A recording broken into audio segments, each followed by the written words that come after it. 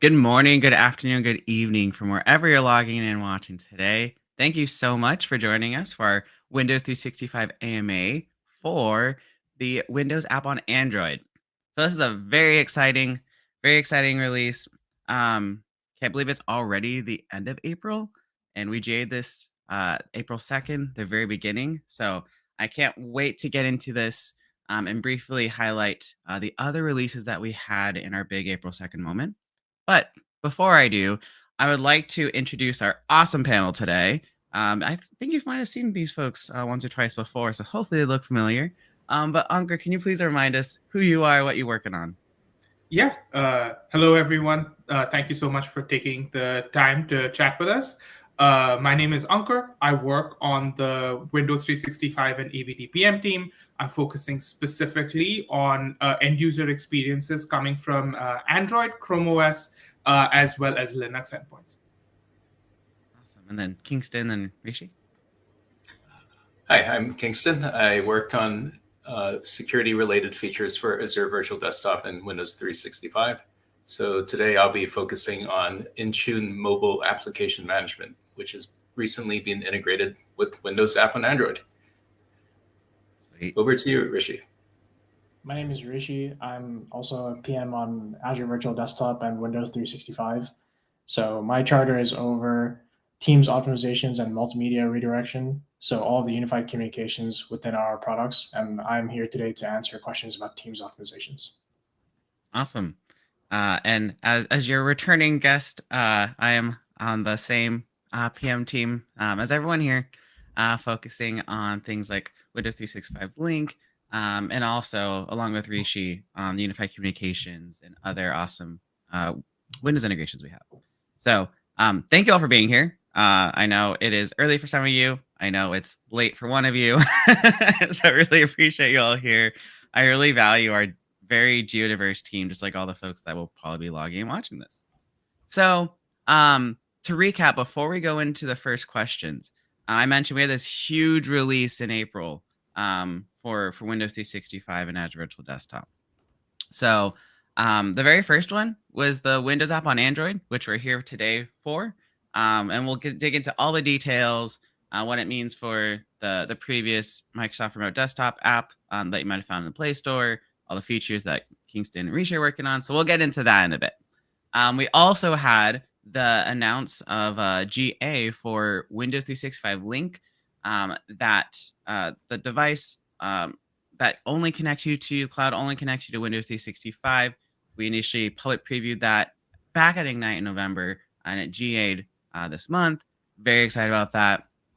Alongside that, and what we've been hearing customers love is that GA'd at the same time as our Windows 365 Frontline in shared mode. So those two as a combination, touchdown stations, call centers, walk up to the desk, tap in, you're into your cloud PC. That's we've been hearing great things about it. Hopefully you've seen some of the solutions. Hopefully you've been learning more. And hopefully that also maybe fits some of your use cases. And the last big announcement that we had in April was our Windows 365 Disaster Recovery Plus. That went GA. And so that's where you can essentially have some higher, not SLA times. I believe it was like RPO times. I forget the exact terminology. It's very, very technical. But have a backup recovery solution that is more active, and you can fail over a lot quicker. So there's documentation for all that, and we also have this awesome blog for it that is at the ak.ms/maximize ROI with W365. Very in-depth blog in our tech community, links you to all the documentation. I think it links to some of the videos for each of these features. So please check that out. In the meantime, maybe that'll also spark some questions. And then the last thing that also we released recently was our total economic impact for Windows 365 and Azure Virtual Desktop. And so this was a study that we did. You can go to ak.ms/WCTEI 2025. And so you can look at our two services. Yeah, we did a study to understand and get real world examples of the economic impact of using these solutions at different environments, different customer types. So please go take a look so, to learn more. All right. Whew. That was the announcements. Again, April is a big month, and we are at the end of it, which is crazy. Um, but let's just kind of start off with the Windows app on Android. Like, Unker, I know that you were driving a lot of this story. So, was you previewed it last year? Is that correct? So, like, what was the journey like, public preview to GA? Yeah, so Windows app on Android went into public preview in September of 2024, which was alongside the GA of Windows app on all other platforms. So Windows, Web, Mac OS, and iOS. It's a culmination of a really long journey where we decided to unify all of the client apps that Microsoft was supporting previously into one Windows app per platform. We weren't able to get Android to the quality of GA that we were confident in by September, so we went through for a public preview. That journey over 6 months was fantastic. We not only got a lot of support and feedback from our managed customers, but also a huge amount of feedback from end users coming through the Google Play Store and a lot of other channels. We focused our attention to a couple of feature gaps to make sure we had absolute parity with the previous RD client, and then also focused on certain reliability metrics to make sure connections were more reliable than they were coming from the previous RD client, and the user perceived crash rate, which was something we got end user feedback on, especially from the Play Store, making sure we made improvements to that on the end user experience, just to make sure that connections were a lot more reliable and a lot more stable. We added support for Azure Gov, for remote desktop services. And now we can proudly say that Windows app is more reliable and more feature rich than the RD client that it's replacing. And when we were ready for that, we made the announcement earlier this month. So very excited. Yeah, I think one of the things that as a viewer of the journey, I really appreciate um the quality of it. From you and the team, really investing in quality, making sure we have the metrics to back that up. So that's really cool to see, and hopefully, folks that are using the Windows app on Android today are also seeing that in their connections, and when they load the app. So I think one other question I have is, can you remind me, was that just a in place upgrade of the previous remote desktop app, or was that is this a new app they have to download? So we're doing the update through safe deployment rings, and we're making sure that it's available to global users. Yes, it's an in-place upgrade of the existing RD client. So we're dividing users into a couple of segments. If you're a net new user that's never used the RD client before, you will have to go to the Google Play Store, either through your personal account or through your Android work profile. Search for Windows app and download it. If you search for RD client, we've made sure that Windows app pops up front and center for you. It'll be the only app that should be available that supports those kind of connections. If you're an existing user for of the RD client, if you or your admin in your organization have automatic updates enabled, you will, through the process of our safe deployment rings, on your next app update, be upgraded to Windows app. And if you don't have auto updates enabled, or it's not enforced by your organization, the next time you go into Play Store through that profile and update your applications, you'll be upgraded to Windows app. Just to make sure there's clear communications, you'll go through a new first run experience. You'll be linked to the appropriate documentation. And of course, we've updated the Play Store entry to make sure that it's as clear as possible. And yeah, any feedback on that process, please reach out to us and let us know. Sounds good. Also, I apologize for my camera zooming back out. So that's fun. One more question I had on like the Microsoft Remote Desktop app, going into the Windows app. Kingston, I remember, I feel like we had the same journey with MAM. Like, I think, didn't we previewed it with the previous app? So how does that lead into the new Windows app on Android? And did you say that MAM is GA now with the Windows app on Android? Yeah, MAM is GA. Let me quickly touch on what MAM is for some of our audience members. So MAM is mobile application management. So this concept is allowing your IT admin to manage the application instead of your device. And typically where this is useful is you bring your own personal device, but you're concerned your IT admin may have too much access to your device. So by using MAM, they only manage the application that's installed on your device. And in this case, it's Windows app. It limits the data that it can access to only what's within Windows app and nothing else. So there's a good separation of data between your personal device and your corporate work data. So yes, we introduced MAM starting with remote desktop, and soon after Windows app was in preview on Android, we added that capability as well. So MAM is not exactly a new technology. It's been around for many years. It's been applicable to other Microsoft applications as well as other third-party applications. The most important capabilities of it are the ability for your IT admin to sort of just check that your device is secure and be able to apply some additional security controls, like require a password before you can connect to your cloud PC, for example, right? So nobody that just picks up your phone can use your phone to connect to your cloud PC or Azure virtual desktop machine. Perfect. Yeah, I'm personally invested in that as well because I have one device that's tied to work, but I have one device that's not tied to work. I have my own little personal tablet. So I'm very personally invested in this and how we roll it out. So that's cool. Yeah, That's good to hear. It sure beats carrying, one work device and then one personal device, right? It's pretty heavy. I mean, as great as phones are these days, I mean, carrying two phones is still very bulky. So having one phone, but using it for dual purposes, that's really handy. Yeah. Not to mention that having the work profile and having all the apps like Teams and Outlook just drains your battery too, and any VPNs or things that get pushed to your device. So yeah, it's nice to be able to connect without having to enroll the device. So cool. Kind of speaking of which, I had another question in terms of like remote desktop capabilities versus things in the Windows app.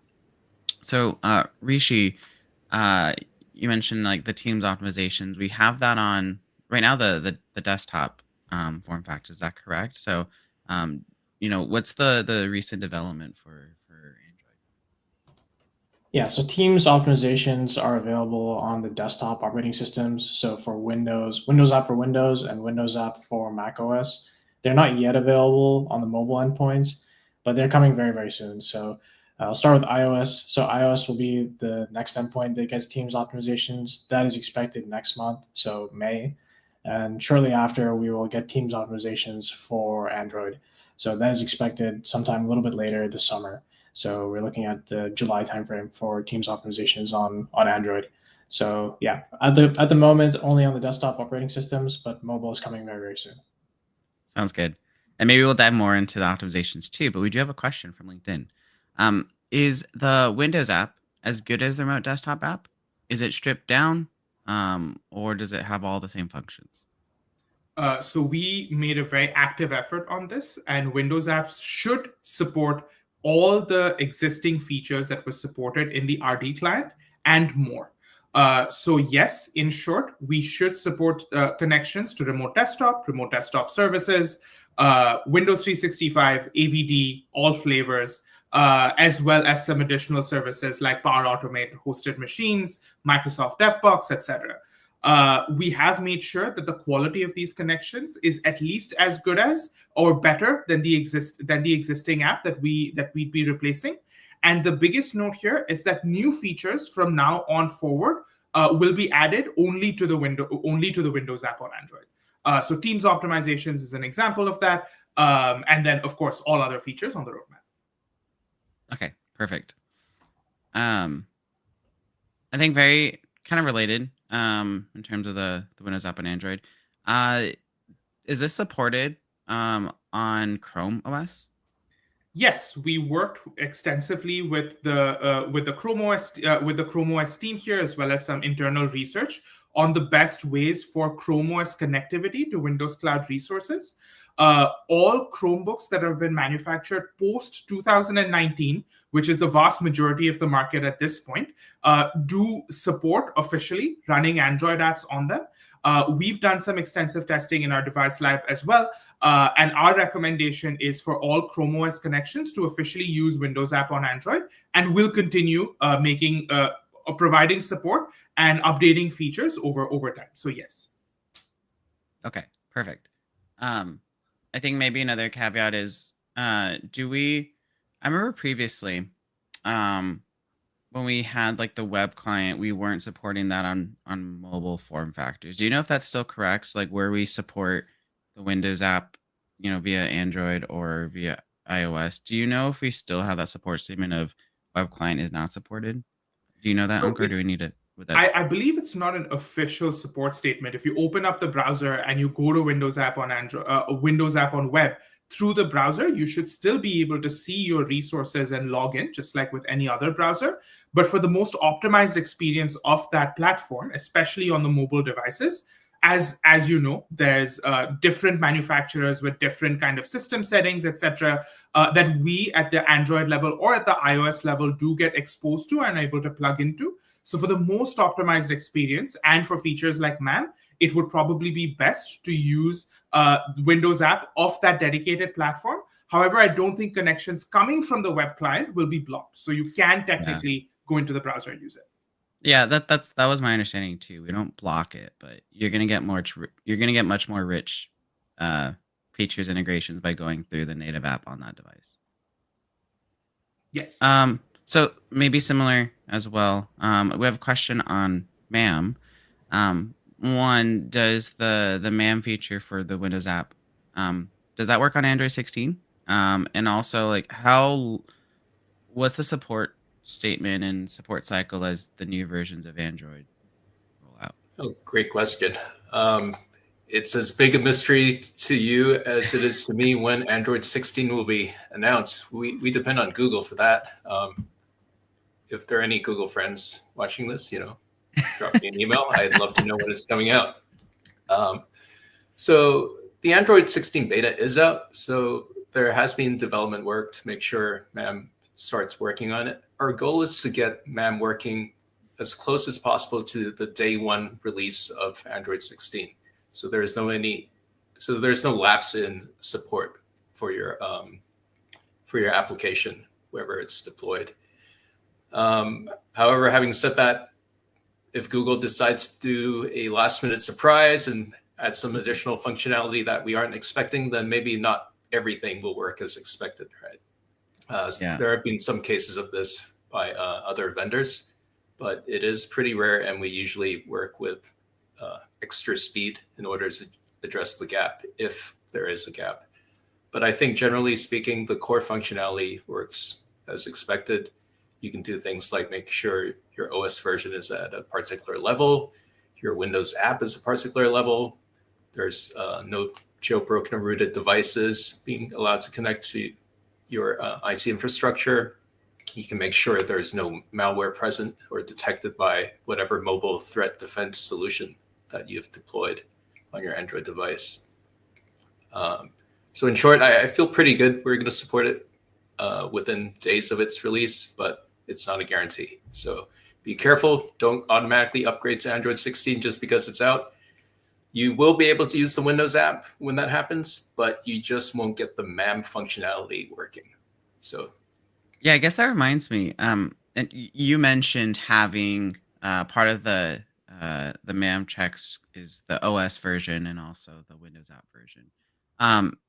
Are those? Can you specify a range, or is it just a minimum version for those? Great question. You can do both a minimum OS version as well as a maximum OS version. So you can sort of therefore suggest to the user, hey, don't upgrade because you'll be blocked, or at least you'll see a warning, and then don't try to reconnect again. Sounds good. And Rishi, maybe on a very similar thing for you is, as we're developing the team's optimizations, do you anticipate having similar maybe challenges with the new Android 16, or would you expect that to be maybe more seamless?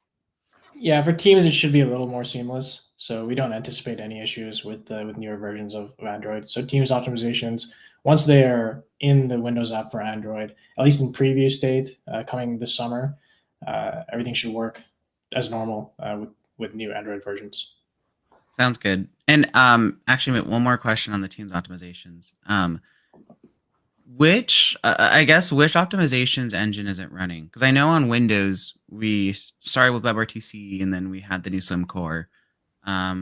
But which optimization engine will these be running? Basically, do customers still need to have the WebRTC kind of redirector on those VMs? Yeah, yes, they will need to have the WebRTC redirector. So we are still on WebRTC for both the mobile endpoints for iOS and for Android. So Windows is the only Windows app. So Windows app for Windows is the only one that will have the kind of new VDI solution for Teams. So yeah, VDI 2.0 or Slim Core is what we call it. So for everything else, it is still the WebRTC solution. So they will need the WebRTC redirector service. Okay, sounds good. And then, sorry, I just thought of one more question as we were speaking. When users are coming from, let's say, the new Windows at Slim Core, and then let's say they do handoff and switch over to, a device that's running the WebRTC, whether that's Mac or whether that's going to be the upcoming iOS and Android. What's that experience like? Are they able to switch pretty easily? Yeah, so at the moment, they're not able to switch without restarting Teams. So Teams does not know that they need to get on that version of optimizations without a Teams restart. So once Teams is restarted, then it puts the user on the correct version of optimizations. So this is only in cases where users are coming from different versions of optimizations. So basically from any Windows endpoint to any other endpoint that isn't Windows. So this should be there for a little bit longer. It's being worked on. We call it seamless roaming. That's kind of very, very early in development. So at some point, users will not need a Teams restart, but for the moment, they will when they're sort of roaming between endpoints with different versions of Teams optimizations. Got it. Okay, cool. Thanks, Rishi. I think this might be back for Ankur. How do I maximize the Windows app on one monitor, but not all of them? So external monitor support for Windows app on Android greatly depends, like a lot of other features, on the underlying manufacturer and the capabilities that they expose to us. So today, external monitor support, when you do plug in your mobile phone to another monitor or a set of monitors, will be the exact experience that the manufacturer has allowed for you. It's not something that we control on our side. More granular support for external monitors for all Android devices, or a larger set of devices that can be controlled by the end user or by the admin. So maximizing Windows app on one monitor, not all of them, as an example, is something that's on our roadmap that we'll be releasing soon. But today, it just defaults to what your device will allow. Okay, sounds good.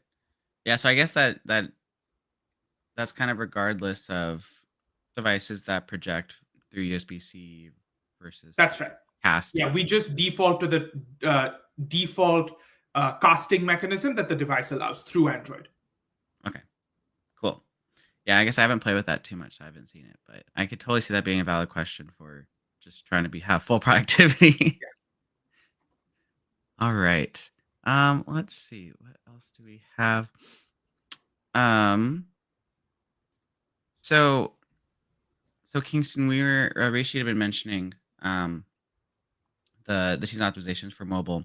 Did you mention that also the MAM optimizations, are those also available? Skipping past Android a little bit, but also like iOS, is that also there too?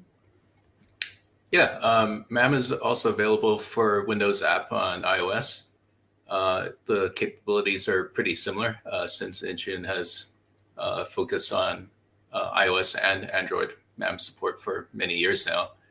Our plan is actually to make Windows app similar on all platforms. So we are extending MAM to the Edge browser running on Windows as well as Windows itself. So you'll see similar capabilities in terms of checking the device for minimum OS version, the client version, and no threats detected.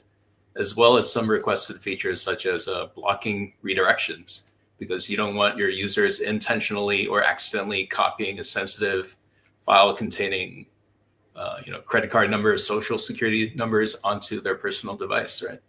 Or perhaps even doing a screen capture. Got it. And also, you mentioned the iOS. Like, I assume does that also mean like iPad OS? So, like, regardless of which kind of mobile Apple platform you're coming from. Yeah, Windows app on iOS is a separate download from iPad OS, but it works just as great. However, realistically, mouse support is not really provided by Apple on iOS, so you don't really want to, or you cannot use a mouse with Windows app on iOS unless it's from a very, very specific brand. Whereas on iPad OS, you can pretty much use any mouse, whether it's Bluetooth or USB. Right. Yeah, I remember hearing about that.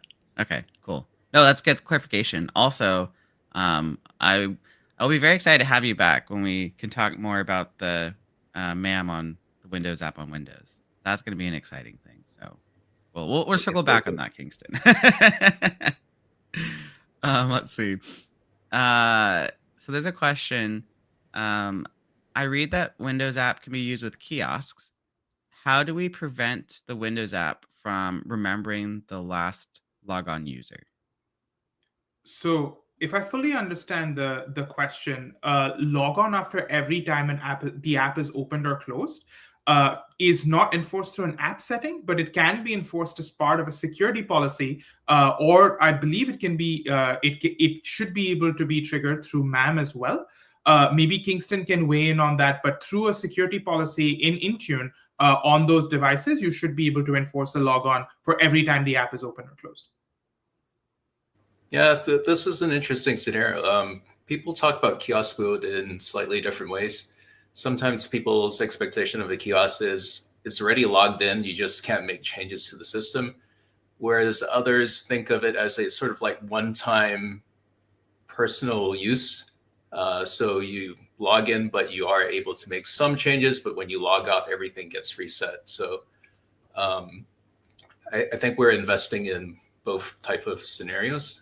And then eventually through something called app configuration policy, this is also a part of MAM, we'd be able to make customizations on MAM-enabled apps. But recall, MAM is really targeted for personal devices, right? Yes, you can run it on a managed device, but if you had a managed device already, you don't really need MAM. So so we're evaluating different use cases for MAM and what can and cannot be configured by MAM. But it sounds like for kiosks, they're typically managed. So yeah, and I was gonna say, I would love to understand more about the question, like because Kingston, you mentioned two different kind of scenarios where either you're logged in and you can do minimal things, or because actually when I hear kiosk, I think a lot of the Windows 365 link experience. Where you sign in and then once you do that sign in, like the entire connection and going to your cloud PC, like that's all under your context, that's your device. Because we also did release, Rishi, you might remember, I think it was a couple months ago where we released guidance for Windows 365 boot, also like on big Windows 11, to be used in a kiosk manner where it's like you sign into your local Windows and then it says, okay, well, you push through Intune kiosk mode and other things. So you see the Windows app on Windows and it's your identity and you can click which resource you connect to. And then once you're done using the kiosk, you sign all the way back outside of Windows. So yeah, I'd love to understand a little bit more on the question for kiosk. Yeah, whether you can follow up here on the thread, or if you can continue the conversation on our feedback page, so we can engage more after this call. So one of them is ak.ms/app_Windows app feedback, or even our main feedback page as well. Kind of to continue that conversation, that would be at ak.ms/w365 feedback. Cool. Yeah. get more understanding there. Would be great. We have another question, which is, does the Windows app on Android support dark mode? Yes, Windows app on Android does support dark mode now. It's actually wasn't supported in the public preview and is one of the features we heard about requested really heavily from users, especially on the Play Store.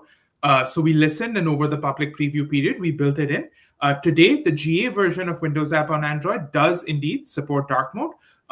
You can flip through it in the settings of the application itself, which in most cases should appear on like the top left of the Android screen. We're also working on some capabilities where we intelligently read the display settings that are on the device itself, and then adjust Windows app to that based on user preferences and in the device settings. But that's not available yet. But you should, as an end user, should be able to switch between light and dark mode whenever you need to. Everyone's favorite feature. Including I love dark mode. It's so nice on the eyes. Okay, another question we got related to feature functionality is, does Windows app on Android support call redirection, which I'm assuming is the MMR call redirection that's available on the Windows client? Yeah, so MMR means multimedia redirection. So that just basically offloads calls that are based in the browser to the physical endpoint that bypasses the pathway through the VM. So it's skipping the hop, basically making the call experience like local. So that is only available on the Windows app for Windows. That is not available on the Windows app for Android. It's not currently on the roadmap either. So there isn't currently a plan to bring call redirection to Android. It is only available for Windows at the moment. Yeah, I think specific to that, again, if that is a core scenario for you, we would love to hear that. But Rishi, I think also we don't support it on Android. But what do we provide with our Linux SDK and our Linux partners? Yes, so actually call redirection is built into the AVD Linux SDK. And then we have a bunch of Linux ISV partners that have built Linux thin clients on top of our SDK. So it is mainly up to those providers to integrate with the call redirection that we built into the SDK by calling the WebRTC APIs that we expose in the Linux SDK. So it is supported in iGel at the moment, and that is the only Linux ISV who's built call redirection using our SDK implementation into their client. Going forward, that might change. So more to come there, I think, in the coming months. So yeah, at the moment, it is in the AVD Linux SDK, and we'll probably be working with our partners to get more support for that in Linux going forward. Cool. Yeah, and kind of like I had just mentioned, if there's any, if there is interest in us supporting the call redirection on Android, or I mean even iOS or Mac OS, because right now again we support it on Windows, and through our Linux partners. If you have feedback and want to use that, let us know. And also, when we say Windows, we mean both the Windows app of Windows and also the Windows 365 link solution, which also GA'd earlier this month. That does also support the same call redirection feature, like in our Windows app of Windows. Okay, let's see, another question. Any common issues you see when teams roll this out? And solutions or workarounds? I'm starting to plan, but want to avoid things that might generate a lot of help desk calls. I'd love to understand if they meant Teams, the Microsoft Teams, or just when the Windows app on Android starts to roll out to users, or MAM, or anything. Yeah, maybe just each of you for the respective feature areas, or just all up when Android app. Are there any common issues that we've been seeing when folks are onboarding to our features that you might want to call out? We haven't had any big sort of incidents or bugs roll in. As far as the rollout is concerned, we did from April 1st through April 7th do a safe rollout and flighting policy to kind of prevent these sort of calls from coming in either to our support teams or support teams within customers. That obviously has fully saturated, and all users across the world should be seeing Windows app as the only entry in the Play Store when they search through the public or the work profile. And any updates that are applied from the admin side are going through effectively as far as our testing is concerned. So no, as far as the rollout is concerned for Windows app, no issues have been reported so far, none that I can alert you to. If any do come up, obviously, please use the feedback links and we'll troubleshoot for you as soon as possible. Got it. Cool. Can you say anything on MAM? Any common issues or I think I can probably talk about sort of the rollout aspect of MAM as well. It's very fine-grained. It doesn't mean an admin sets a policy and every single personal device by every single employee gets that setting. So you can actually target by groups of people, group membership, as well as by device. Now, the device filter, there's something in Intune that you can configure, can be as specific as, which Android version on which manufacturer's device, and then you add the group membership with that. So you can get essentially different MAM policies for the same user. So if I had 2 Android devices, I could have 2 different Android policies. Got it. So that's a lot more in the admin's control just because of all of the targeting that Intune allows and supports. Yep. Okay, cool. And I guess to round out that question, Rishi, is there anything, any common issues as maybe we've previously rolled out Teams optimizations to new platforms? Is there anything? Yeah, just in general, the quality that comes out of Teams is very, very high. So we set an exceptionally high bar for ourselves for rolling out a new feature like Teams optimizations. So we don't anticipate any sort of big known issues at the time of release. So keep in mind that when Teams optimizations on Android do release, it will be in a preview stage. But despite that, we still do anticipate an extremely high quality bar for our release of Teams optimizations. If there are users who are using Teams optimizations in preview and they hit any issues with any of the core experiences or any edge cases, we'd love to hear about it. So I think the feedback link was posted earlier, but yeah, we'd definitely love to hear anyone's feedback if they're using Teams optimizations once it rolls out. So yeah, here's the link, ak.ms/app_Windows app feedback. Sweet. Yeah, I think also just as a reminder for folks, we do, whenever we have any releases, we always add it to our documentation. So whether that's our Windows 365 documentation, our Azure Virtual Desktop documentation, our Windows app documentation, always have release notes there, new features that are available, and also we have the known issues and troubleshooting sections in our documentation. So if there is any feature behavior that we know exist that you might run into, we also document that in known issues and or troubleshooting. So that way you know what's going on and or how to remediate if you do hit said issue. So documentation is great. I'm glad that everyone, including you three, also actively update docs and make sure that we are just making sure customers are ready to use our features and fully understand them.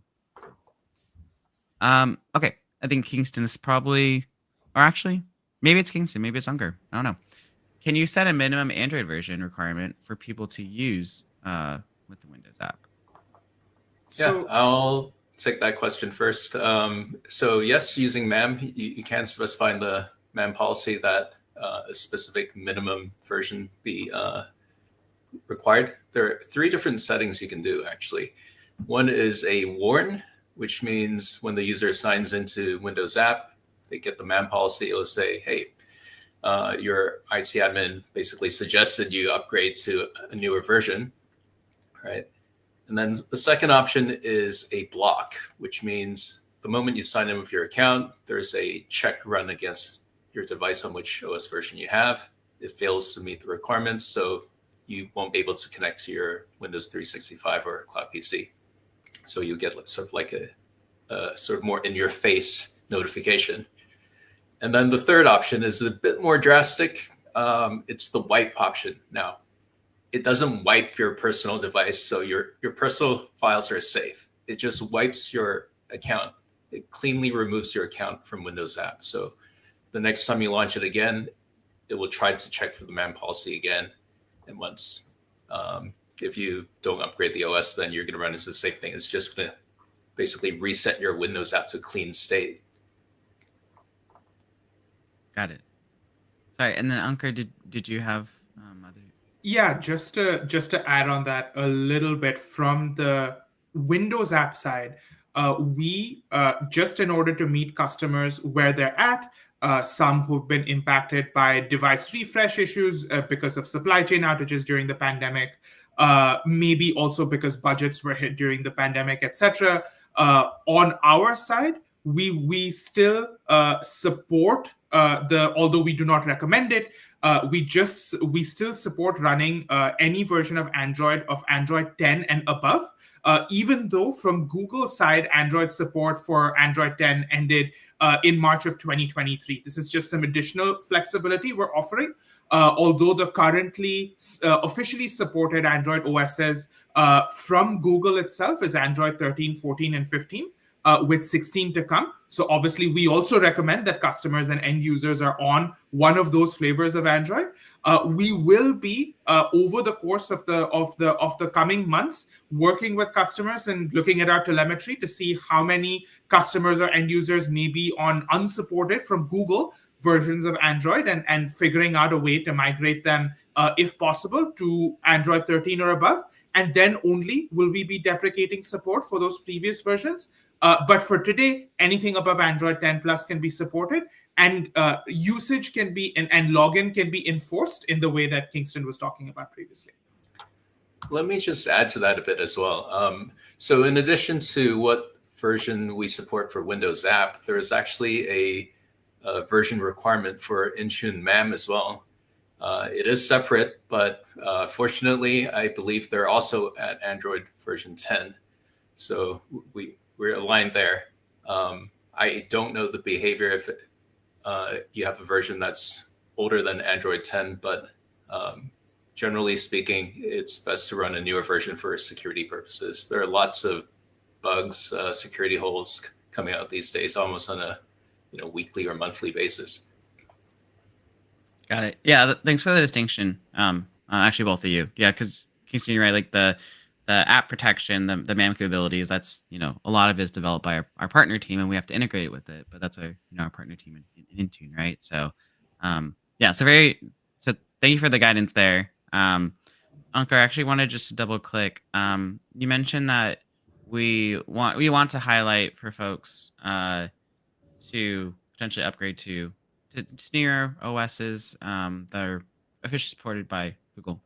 Do you have more info on that? Like, would that be like in-app messaging, or how would that work? Yeah, so currently we have two ways in order to inform users of these sort of deprecation announcements, which we'll continue to use. Number one is, of course, through publicly available documentation, blog posts, things like that. But to make sure end users and internally within Microsoft, we do send out admin communications with change notifications anytime something like this is expected. Dropping an OS from official support would definitely be something that admins at organizations will be made aware of from our team side. For end users specifically, we'll have banner notifications available within Windows app. Those banner notifications will not be targeted only to, let's say, Android 9 or 10 or 11 users. They'll be visible to all end users just to make sure that the communication is super clear. And then, of course, you can click out of those banner notifications if you need to. We'll follow that process and make sure that these notifications are available in builds at least 30 days before the change is initiated, if not more. That just depends on our telemetry. If we see that there's a large number of users on Android 11, as an example, even though it was deprecated by Google in 2023, we'll make sure that these communications go out maybe 60 days beforehand instead of 30. Right. But we'll make sure that admins as well as end users are notified. Yeah, because like on the admin side, for folks that are listening and watching, and on the admin side, yeah, we do have the different communication channels to make sure that we can reach you.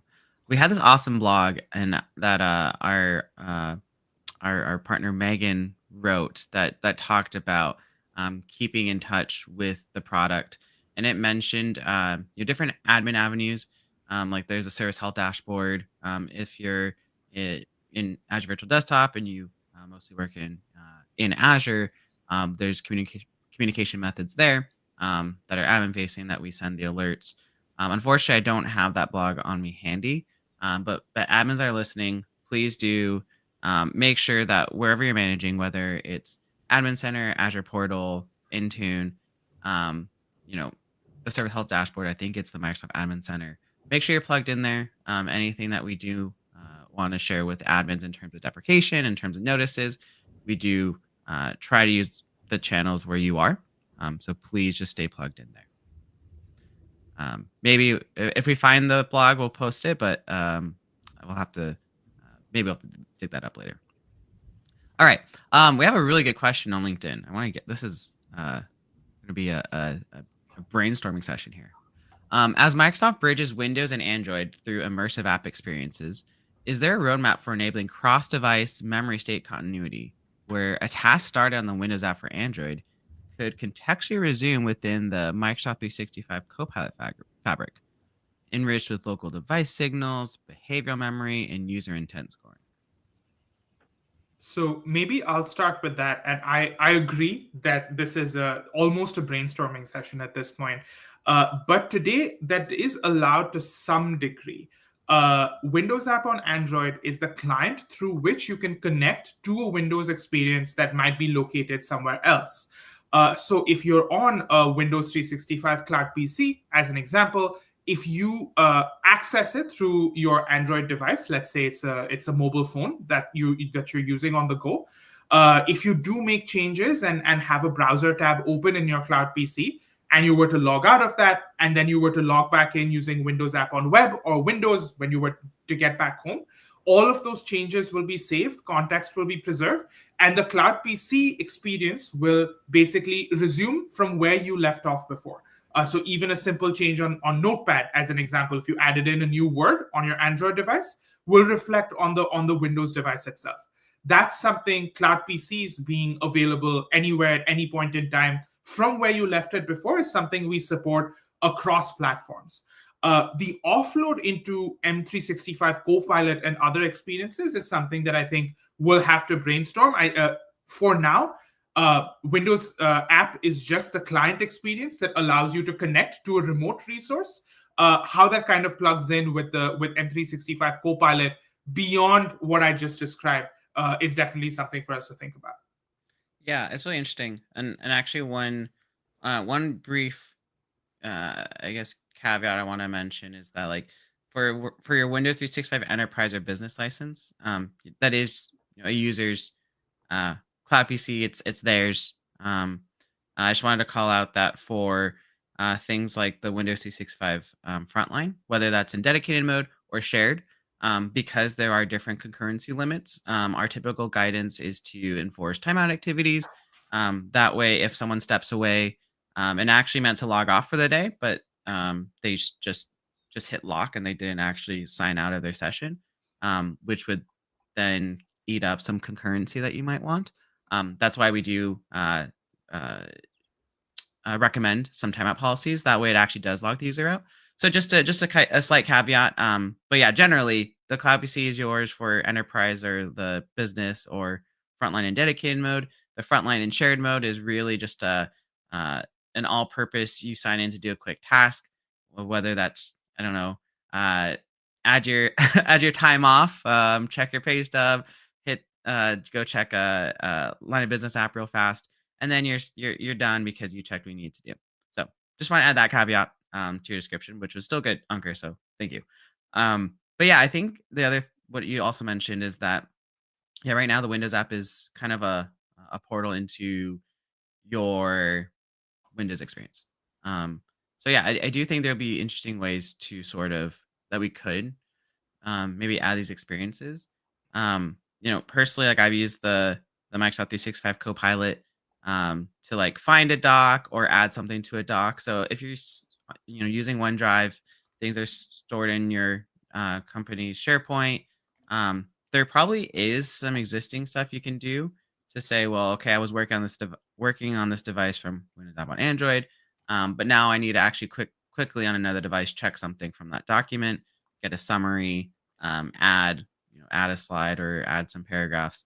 Like I'm sure some of that exists, but I do agree that there's probably more we can do. So it's a very thought provoking question. I don't know if Kingston or Rishi, if you all have any more thoughts on that one. Well, Christian, I think you touched on something that was mentioned earlier about the kiosk mode. Frontline shared is your sort of kiosk, right, in the cloud, right? You just need a client, you connect to a cloud PC that's there for whatever you need to do, and then at the end, it's gone, right? Is that the use case? Yeah, I'd be curious. It'd be really interesting. For the folks on LinkedIn that post this question, maybe I'd love to hear your thoughts. Because I know you put a lot into the question. Contextual resume with a fabric, local device signals. Just be curious to continue that conversation. Just because again, especially with Copilot, and us investing in agents, it sounds like there's lots of room for the ecosystem to help you and your users be productive. So very interesting. Yeah, definitely a lot of conversation there. I do want to ask one more question that we had, and then we'll probably start doing our typical wrap up and tips and tricks. So one last question is, could the Windows app on Android be a potential solution for education scenarios, or is it not supported for EDU? So I think typically the answer would be yes, because Windows app is the client through which you can access any of those experiences. Today, we support direct connections to PCs for all users without a login, and then for connections to other remote services like Azure Virtual Desktop and Windows 365. As long as you have the appropriate licenses, you should be able to log in with your work or school account and then access those resources. Now, if there's any specific scenarios for EDU that you are looking for, we can definitely look at the roadmap and get back to you. I think this is a topic that warrants a lot of further discussion and back and forth on specific features for the EDU market that maybe we're not addressing at this point in time, unless, of course, other folks on the panel have more to add. Yeah, this is interesting because for a lot of EDU products, there's usually either very specific like admin focus. I remember for the longest time, Intune has had an EDU kind of experience, and also there's the pricing. Just because with EDU, it's very like you have large amount of users, but fewer, um, you know, fewer concurrent users. And so Kingston actually goes back to kiosk stuff. Like I'm sure our product is Windows app on Android being the client, but also our Windows 365 products.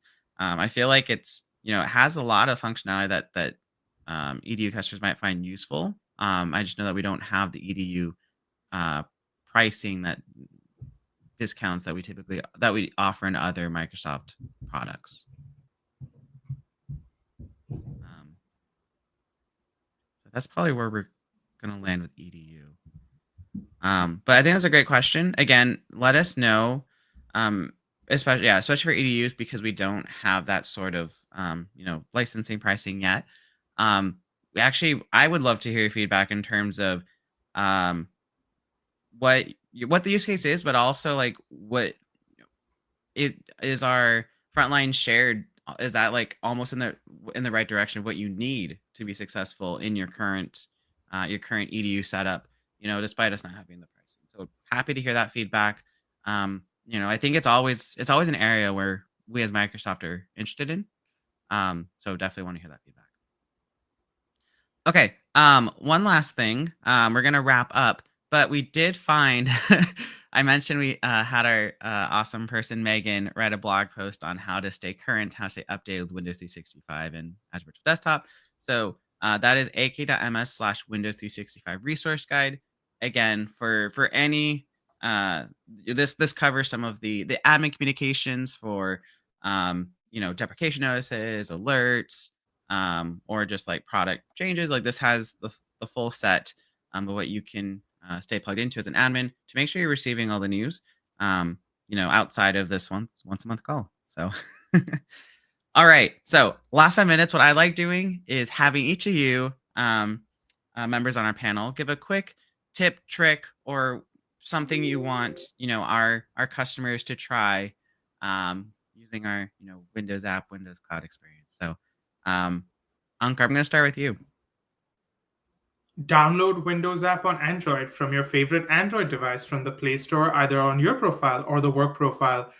Use it as much as you can, and then let me know what you think about it. I'm always looking for feedback, more usage, more feature requests, and we got a great one today in external monitor support that was already asked about. Would love to know what else we can do to make sure that you're as productive as local on your Android devices, especially for kiosk-like scenarios and things like that. Awesome. Dark mode. All right, Kingston, your turn. It's a tricky one. I think Anchor stole my line. I'd love to hear feedback from any of you that use MAM on, what you'd like to see changed. I know it's a pretty lengthy process, so we're already looking at ways to make it more simple for people that aren't completely familiar with MAM, So it should be out of the box, fewer clicks. You just assign a policy that's basically secure to a bunch of users, and then that's it. Yeah, and that feedback link is the ak.ms/w365 feedback. All right, and then Rishi, kind of last one. Yeah, I'll give a quick Teams tip for users on any endpoint, actually. So if you are using Teams on Azure Virtual Desktop or Windows 365, before last month, to check if you are optimized, you would have had to click the 3 dots menu on the top right, go to About, and then scroll all the way down to see whether you're optimized or not. So you would see AVD Media optimized or AVD Slimcore Media optimized. So you no longer have to go through that many clicks. It'll probably save you, 30, 45 seconds every single time you want to check if you're optimized. So now if you just look at the top left corner of Teams, anywhere on Teams, it'll tell you whether you're optimized or not. It'll be a small little banner that says optimized. So it should save you a lot of time if you're going to check if you're optimized or not. So especially if you're switching between endpoints and every time you want to check if you're optimized, all you have to do is look in the top left corner of Teams, and no need for so many clicks through the Teams menu anymore. So enjoy it, and hopefully we can save some time every time you want to check. That is a really good tip. I'm glad you brought that up, Rishi.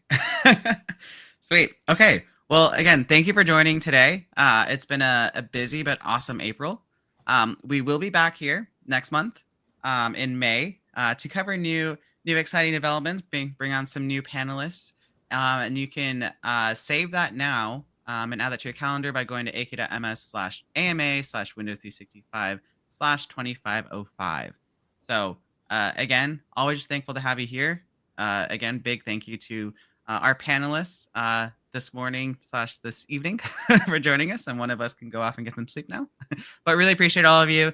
Thanks for joining, and thanks everyone for listening. We'll see you next time. Thank you. Thanks. Bye. Bye, everyone.